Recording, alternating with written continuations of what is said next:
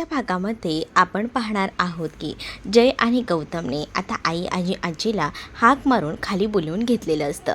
त्यावेळेला जय आणि गौतम अचानकपणे असं का वागताय हा मोठा प्रश्न आता तेजस्विनीला पडलेला असतो। तर तेजस्विनीला जय आणि गौतम सांगतात की आज गुरुपौर्णिमा आहे ना, सो म्हणूनच आम्ही तुमच्या पाया पडतोय। ते काय ना, आपल्या आईवडिलांनाच आपण गुरु म्हणत असतो। आणि तुला सांगू का, आज सकाळी ना तो ग्रुपवर फोटो पाहिला ना, तेव्हापासून आम्हाला ते तसं करावंसं वाटलं। हो, परबांच्या मुली खरंच खूप गुणी आहेत आणि परबांकडनं ना आपली मुलंसुद्धा बरंच काही शिकलेली आहेत, असं आजी आता बोलत असते। तेच तेजस्विनी आता आजीला म्हणते, म्हणजे तुला काय म्हणायचं आहे गाई, मी काय संस्कार द्यायला कमी पडलेली आहे का? त्यावर आता आजी म्हणत असते की तसं नाही, पण आता बरीच मुलं जी आहेत ना त्यांच्यात बरे बदल झाले आहेत आणि त्यामुळे मला हे सगळं वाटते, असंही आता ती म्हणू लागते।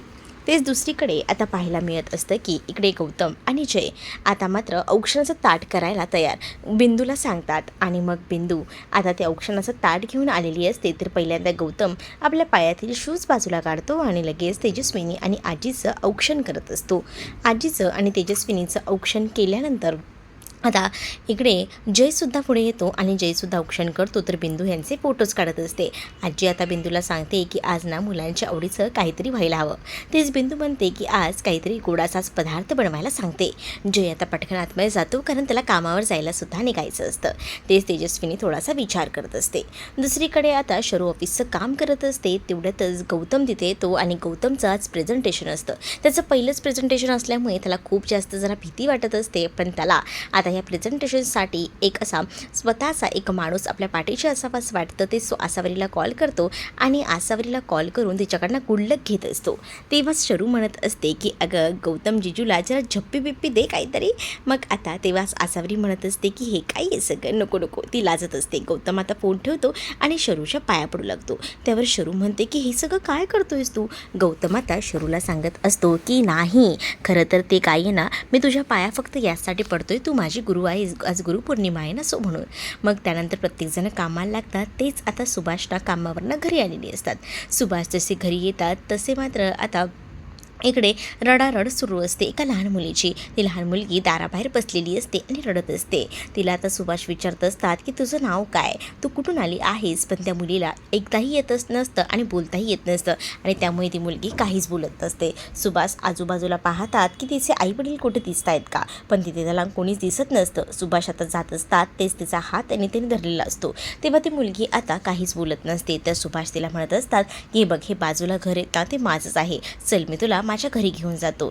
तेच आता शरू जयकडे जाते आणि शरू जयकडे गेल्याबरोबर आता जयला म्हणत असते की सर, प्रेझेंटेशनची सगळी तयारी झालेली आहे।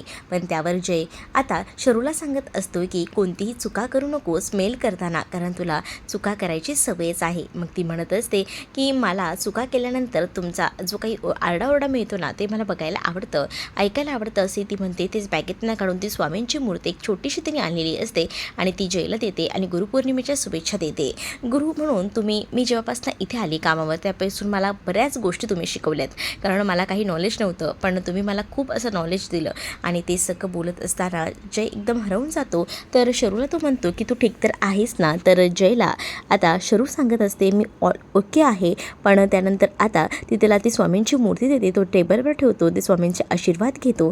तेच आता इथे लहान मुलीला सुभाष यांनी घरी आणलेलं असतं। जसं ते आता घरी आणतात तसं आता इथे आसावरी, अनु आणि मयू हे सगळेजण विचारतात की ही मुलगी कोण आहे? ती मुलगी खूप जास्त रडत असते। तर सुभाष सांगतात की ही मुलगी ना बाहेर बसली होती, रडत होती, मला वाटलं हिचं कुटुंबातलं कोणी असेल तर घेऊन जाईल, पण कोणी दिसत नाही। मग मी असा विचार करतोय ना की एक काम करतो, पटकन आहे ना एक त्यांना बोलवून घेतो तिच्या घरातल्यांना, आणि तिच्या घरातले जर आले ना, तर नाही आले तर आपल्याला आता पोलीस स्टेशनला जाऊया, कारण त्या मुलीला पोलिसात देणं गरजेचं आहे। आपण असं कोणालाही आणू शकत नाही। तिला आता खायला वगैरे सुद्धा दिलं जातं, पण ती काही गेल्या खात वगैरे नसते आणि त्यामुळेच ना अजूनच सगळ्यांना टेन्शन येतं। अनु मात्र म्हणत असते की असं तर नाही ना कोणीतरी मुद्दामून ही मुलगी इथे सोडून गेले, आजकालच्या जमान्यात ना काहीसुद्धा चालतं, असंही अनु बोलत असते। तेव्हा ना आसावरी त्यासोबत इकडे जी पमा आहे ती सुद्धा अनुवर ओरडते आणि आता आपल्याला मुलीचं काय ते बघायला हवं। तेच आता कामावर ना शरू थकून भागून आलेली असते आणि शरूला भूक लागलेली असते। शरू पमाला सांगते की मला भूक लागली आहे। तेच आता समोर ना इकडे शरूच्या समोर ती मुलगी दिसते। मग शरू विचारते की कोण कोण आहे ही मुलगी, अगं ही मुलगी कोण आहे कळत नाही आहे आम्हालासुद्धा. खरं तर ना ही बाबांना बाहेर भेटली, हरवली आहे. मग आता शरू तिच्या बाजूला जाऊन बसते आणि तिला विचारायचा प्रयत्न करते. मग तेव्हाच ती म्हणत असते की तुला तुझी आई वगैरे माहिती आहे का, तुझ्या आईचा नंबर वगैरे येत माहिती आहे का तुला, असंही ती आता म्हणत असते. तेव्हा त्या मुलीला ऐकता येत नसतं, म्हणून मग आता शरू तिला खाणाखुणा करून सांगत असते. मग शरूने केलेल्या खाणाखुणा त्या मुलीला समजतात. मग आता शरू आपला मोबाईल देते आणि तिला सांगते की यात तुझ्या आईचा नंबर माहिती असेल तर तो डायल कर. मग तिने तो नंबर डायल केलेला असतो. तेच आता तो नंबर डायल केल्यानंतर तो नंबर कौशिकीचा निघतो. कौशिकी जी आहे ती मात्र आता सांगत असते की तुम्ही कोण बोलतायत, माझी मुलगी ऑलरेडी हरवली आहे. मग आता तुमची मुलगी हरवली ना तेच सांगायला तुम्हाला फोन केला आहे. मी शर्वरी परब बोलते, तुमची मुलगी सेफ आहे, आमच्या घरी आहे. मग तुम्ही प्लीज मला ॲड्रेस पाठवाल का, मी आता पोलीस स्टेशनला जाणार होते माझी मुलगी हरवली याची तक्रार करण्यासाठी.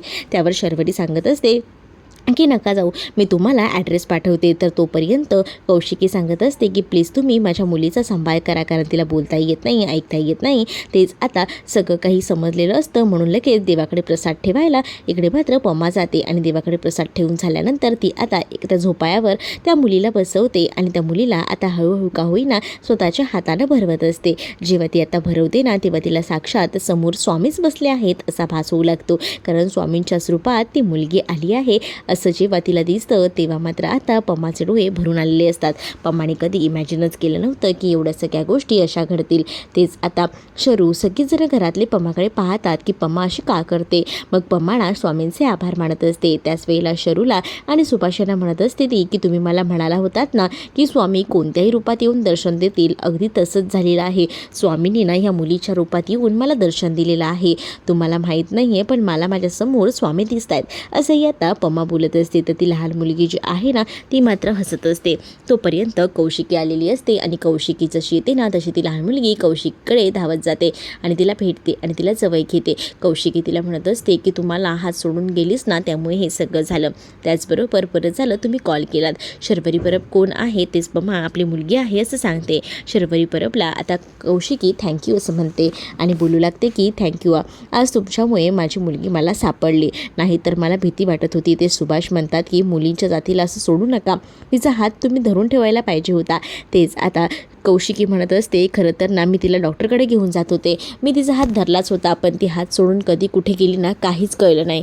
पण बरं झालं तुमच्यासारखे अजूनही माणसं, साधीभोळी आणि सज्जन माणसं आहेत या जगात, त्यामुळे माझी मुलगी कुठे हरवली नाही, माझी मुलगी भेटली. आणि तेव्हा सुभाष म्हणत असतात की मलाही 4 मुली आहेत, त्यामुळे मला कळतं की मुलगी हरवल्यानंतर काय होतं ते, त्यामुळे तुम्ही काळजी करू नका, पण तिची काळजी घ्या. आता कौशिकी आपल्या मुलीला घेऊन तिकडनं निघालेली असते. तेच आता तिथे ना बाहेर असं छान असं चाफ्याचं झाड असतं. त्याच वेळेला एक चाफ्याचं फूल ती बाहेरच्या झाडाचं काढते आणि ते चाफ्याचं फूल आता ती द्यायला गेलेली असते पम्माच्या हातावर. पम्माच्या हातावर ती चाफ्याचं फूल ठेवते आणि ती आता बाय बाय वगैरे बोलते. अगदी स्वामींच्या रूपात आलेली ती मुलगी असते, त्यामुळे पम्माला चाफ्याचं फूल मिळाल्यामुळे तीसुद्धा खूप जास्त खुश होते. कौशिकी आता त्या मुलीला वगैरे घेते आणि तिकडनं जायला निघते.